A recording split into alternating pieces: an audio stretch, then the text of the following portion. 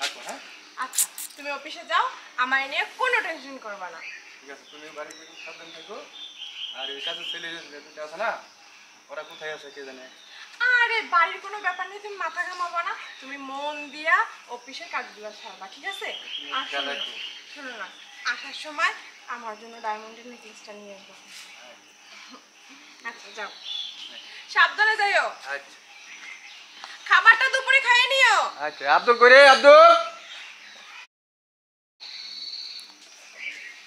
এই ভালো বউ আর থাকতে পারি না আব্দুল কই রে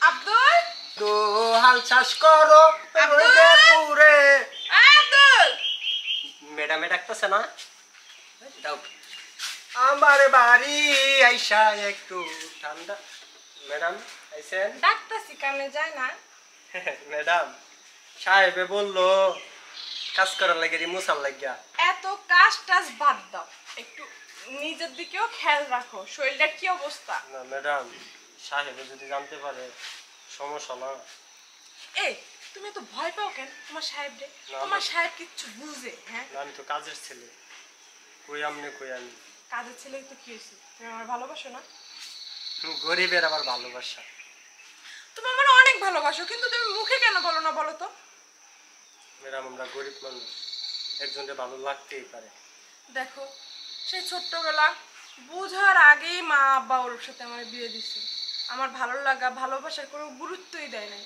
কিন্তু ওর না আমি একটুও ভালোবাসতে পারি না বিশ্বাস করো তুমি যখন আমাদের বাড়ি প্রথম কাজে আসলা সেদিন থেকে আমার তোমাকে অনেক ভালো লাগছে ম্যাডাম আমি একটা কথা বলি আপনারে এই যে সাহেব রে না আমার এই সন্দেহ সন্দেহ লাগে ঠিক আছে আপনি যখন বাপের বাড়ি গেছিলেন না তখন এদিকে আসেন ম্যাডাম ঠিক আসেন দেখবো ম্যাডাম আপনি যখন বাপের বাড়ি গেছিলেন সাহেব একটা মেয়ে নিয়ে আইছিল আপনি আবার বললেন না তাহলে ম্যাডাম আমার চাকরি যাবো কা ম্যাডাম ম্যাডাম আপনি বললেন না আমার চাকরি যাবো কা ম্যাডাম আমি বলি পরে সাহেবে আমি দেখছি পরে আমার অনেক মারধর করছে যে তুই দেখছস না দেখার বান করে তুই থাক তাহলে লাগতে মেরা দেখে তো মনে হয় ভাজা মাছটা উল্টাইও খাইতে জানে না কিন্তু ও আমার এরকমই করছে অনেক বলছি তোমারে ভালোবাসি ভালোবাসি কিন্তু আমি আমার সংসার থেকে 19 দিয়ে 20 যাইনি কিন্তু ও যেহেতু আমার ঠকাইতে পারছে তাহলে আমার কেন গুরুত্ব রুম চলো ঘরে চলো ম্যাডাম ম্যাডাম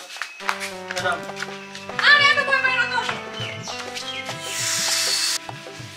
ম্যাডাম কি করতেছেন ম্যাডাম সাহেব যদি আসে ম্যাডাম সাহেব সাহেব করলে বালিশ চাপা দেব সাহেব যখন আমার ঠকাইছিল তখন আমার বলছিলা আমি তো পরে বললাম অত কথা কিচ্ছু জানি না আমি তোমার ভালোবাসি এত আমি তোমার এইটা যখন জানছি যে তোমার সাহেব আমার রেখাও অন্য কোনো মেয়ের সাথে সম্পর্ক করতে পারে তার মানে তোমার সাহেবের সাথে আমি আর সংসার করবো না তুমি আমার বিয়ে করবা কিনা বলো নাইলে আমি বিষ খাবো ম্যাডাম এটা তো সম্ভব না ম্যাডাম তাহলে তার মানে কি আমি মরে যাবো তাই বলতেছো না ম্যাডাম ম্যাডাম না আচ্ছা তোমার আমার বিয়ে করতে হবে না আমি যাই ম্যাডাম ম্যাডাম ম্যাডাম আমি রাজি ম্যাডাম এই ম্যাডাম লক্ষ্মী সোনা গরিব থাকবা না আমারে বলছে আজকে আমার একটা ডায়মন্ডের নেকলেস এনে দিবে আর আমার যত টাকা আছে ব্যাংকে তো না হলেও 7-8 লাখ টাকা আছে সব মিলিয়ে দিলে আমাদের সুন্দর মতো চলে যাবে ম্যাডাম একটা কথা বলি আপনি না প্রথম যেদিন দিয়েছিলাম তখন আমার খুব ভালো লাগছে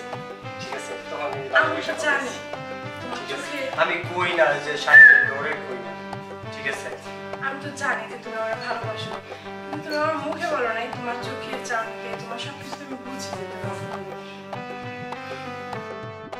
ভালোবাসো সমস্যা নেই ঝামেলা তো আমার ফ্যামিলিতে একটু ঝামেলা চলতেছে সব কিছু বাদ দাও তো প্রেম ভালোবাসার কাছে কোনো কিছুই হার মানে না তাই ভালোবাসো তাহলে এগুলো কিছুই না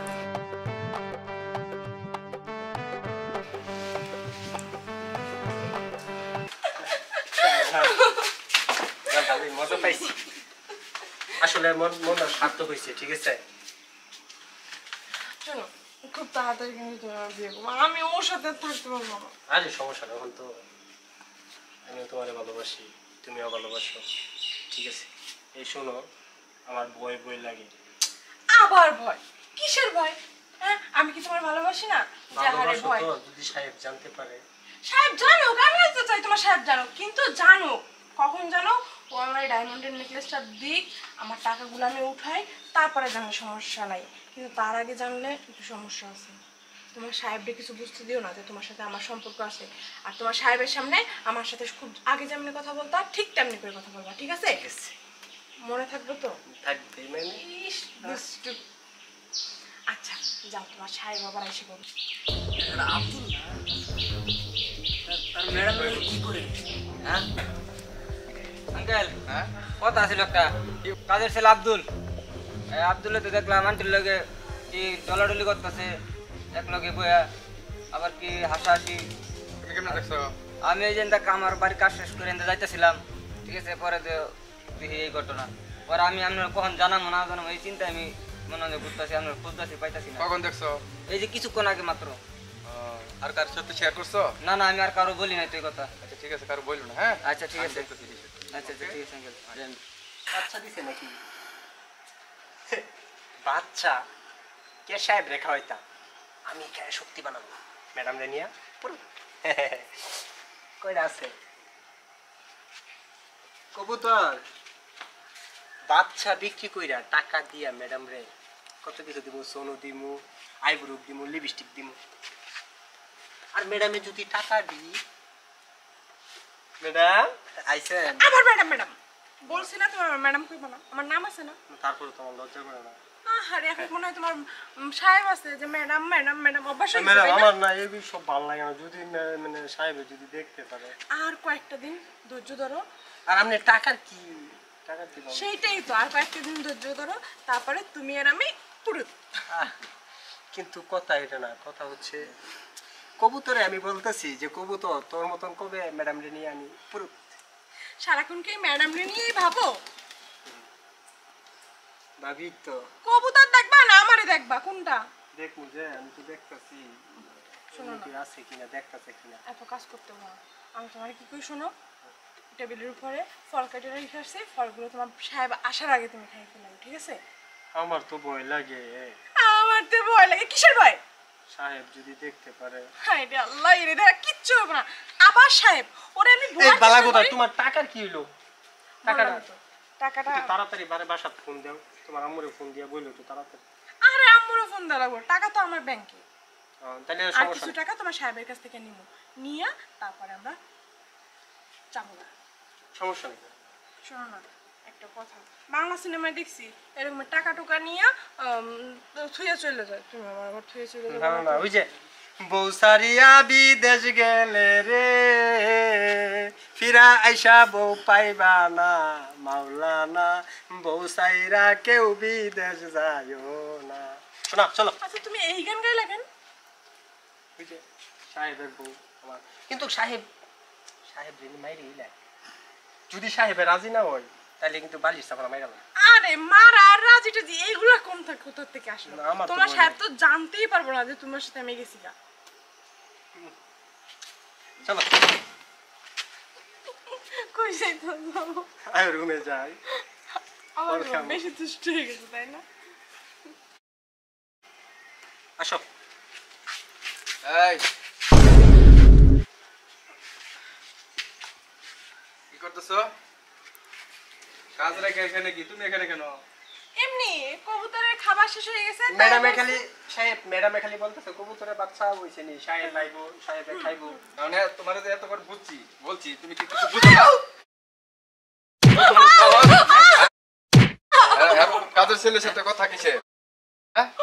ও, আর তুমি আমার অফিসে থেকে কি শুরু করছো? তোমার আমি আমি তারে ভালোবাসি ম্যাডাম। ভালোবাসো? ভালোবাসি। আমার ওয়াইফের যে কাপড়, যে কাপড়টা আছে, যে কাপড়টা কইরে আছে, ওই সারা মাসের বেতন দিয়ে কি এই কাপড়টা তুমি কিনতে পারবা? তোমার 10 মাসের কাপড় বেতনের টাকা কি এই কাপড়টা হইবে? সাহেব, তুমি আমার ওয়াইফের কেমনে রাখবা? সাহেব সেটা সত্যি বলছেন, কিন্তু সাহেব আমরা গরিব মানুষ, আপনার টাকা আশা আমরা করি না। আমি ম্যাডামকে অনেক ভালোবাসি। আমি যদি তোমারে বলি আমি মরিচের ভর্তা দিয়ে খাবো, তুমি কি রাজি আছো? সাহেবের অনেক টাকা আছে, আমার টাকা নাই। আমার টাকা আমার পয়সা ভালোবাসা। কিচ্ছু লাগবে না, তুমি যদি আমাকে রাস্তায় নিয়ে রাখো আমি রাস্তায় থাকবো, তুমি যদি আমার মরিচ ভর্তা দিয়ে ভাত খাও আমি মরিচ ভর্তা দিয়ে খাবো, আমার এই সোনার গহনা কিচ্ছু লাগবে না। আমি তোমারে ভালোবাসি, সাহেব আমি যাই। আমি তোমার নিয়ে থাকতে চাই। এই জন্য আমি নিজেই দায়ী। একটা নারী টাকা পয়সা বাড়ি গাড়ি চায় না, চাই শুধু স্বামীর একটু সুখ ভালোবাসা। সেটা আমি দিতে পারি নাই, চাকরি করি দূরে। এই জন্য আজকে আমার সংসারে এই দশা, আমার পরিবার আমাকে রেখে চলে গেছে।